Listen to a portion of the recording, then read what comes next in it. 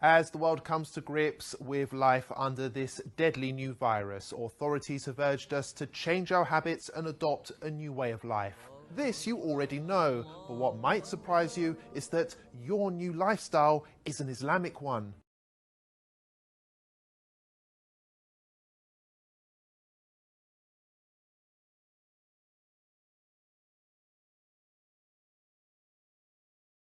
Muslims believe that the Quran is both a holy text and a guide on how to live a healthy and productive life.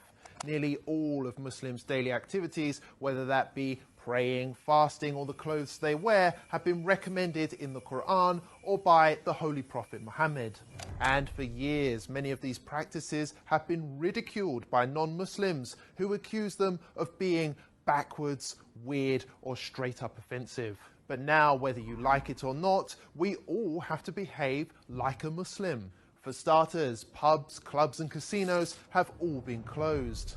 In some cases, medical experts urged for a complete halt on alcohol consumption because it makes the virus worse, prompting some countries to ban its sale outright. People are prioritizing hygiene and washing more regularly throughout the day, just as Muslims wash before their 5 daily prayers.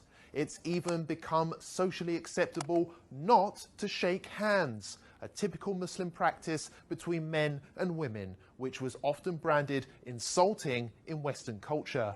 Elsewhere, people are now beginning to cover their hands, hair and face in order to protect oneself in public, including those who at one time or another used to insult Muslim women for choosing to do the same thing.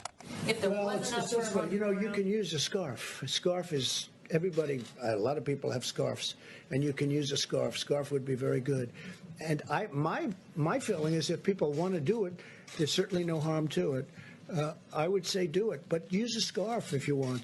Even Islamophobic governments, which blanket banned the Muslim burqa, can now be seen adopting masks, which makes them look more Muslim than ever before. European countries like Austria have gone as far as to make face covering compulsory by law. And the face veil, covering, has turned out to be so beneficial that London aims to make it compulsory for all in shops and on public transport going forward.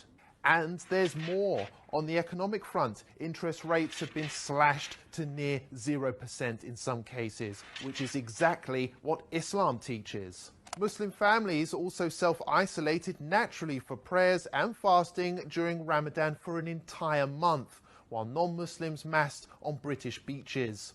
Now, you may ask, what's the point in bringing this all up? Well, the fact is, Muslims have been subjected to years of hate just because they love their faith. It's worth highlighting that it took a global pandemic to prove that Muslims have been right all along, and perhaps it's Western values which need reforming rather than Islamic ones. Remember that the next time you have something nasty to say about Islam.